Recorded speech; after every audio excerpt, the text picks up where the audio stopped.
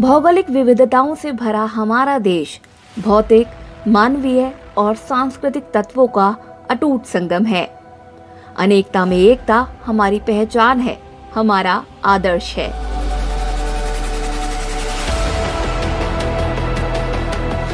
लेकिन बात जब आपदाओं की आती है तो यही भौगोलिक विविधताएं अति संवेदनशील हो जाती हैं। देश की 70% से भी अधिक खेतीहर जमीन सूखे की जद में है, जबकि देश के बड़े भूभाग पर भूकंप का खतरा मंडरा रहा है। 2% जमीन बाढ़ के खतरे से जूझ रही है। आपदाएं जब भी आती है अपने साथ भारी तबाही को लेकर आती हैं। आपदाओं के गुजर जाने के बाद भी समाज के कामकाज गंभीर रूप से प्रभावित रहते हैं और अर्थव्यवस्था को भारी नुकसान पहुंचता है। ऐसे में जरूरी हो जाता है कि इनका सामना करने के लिए हम पूरी तरह से तैयार हों। आपदाओं की गंभीरता को समझते हुए ही राष्ट्रीय ग्राम स्वराज अभियान के तहत पंचायत स्तर पर ग्राम आपदा प्रबंधन योजना की रूपरेखा तैयार की गई है। चलिए आपको इसके बारे में बताते हैं। आपदा प्रबंधन के कार्य को 5 स्तर पर किया जा सकता है: prevention, mitigation, preparation, response, recovery. आइए इन चरणों को विस्तार से समझते हैं।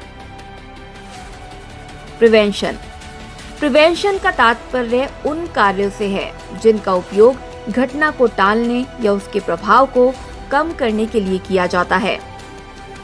सावधानी संबंधी साइन बोर्ड लगाना, सुरक्षा उपकरण लगाना आदि इसके उदाहरण हैं। मिटिगेशन का मतलब उन उपायों से है जिनका उपयोग अपरिहार्य आपात स्थितियों के हानिकारक प्रभावों को कम करने के लिए किया जाता है। उदाहरण के लिए भूकंप रोधी भवन निर्माण, लाइफ जैकेट्स आदि। प्रिपरेशन का अर्थ आपदा से जान माल के संभावित नुकसान को रोकने की तैयारी से है।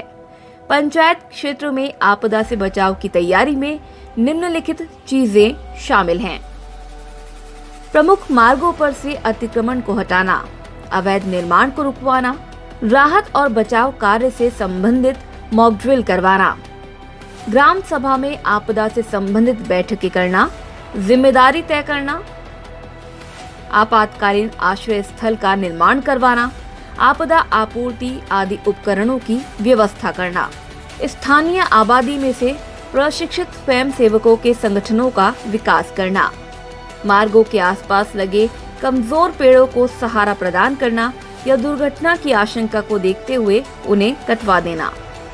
रिस्पॉन्स का मतलब आपदाओं के आने पर किए जाने वाले कार्यों से है। इसमें प्रमुख रूप से शामिल है बच्चों, महिलाओं और बुजुर्गों को प्राथमिकता देना, लोगों को सुरक्षित स्थानों पर लेकर जाना, लाउडस्पीकर से लोगों को आवश्यक जानकारी देना, टूटे हुए बिजली के तारों को हटवाना, दूषित जल की सफाई करवाना, खतरे की आशंका को देखते हुए बिजली सप्लाई कट करवाना, रात में लोगों को संदेश देने के लिए लालटेन, टॉर्च, फ्लैशलाइट आदि का उपयोग करना, खिड़कियों और दरवाजों को हवा के विपरीत दिशा में खोल देना।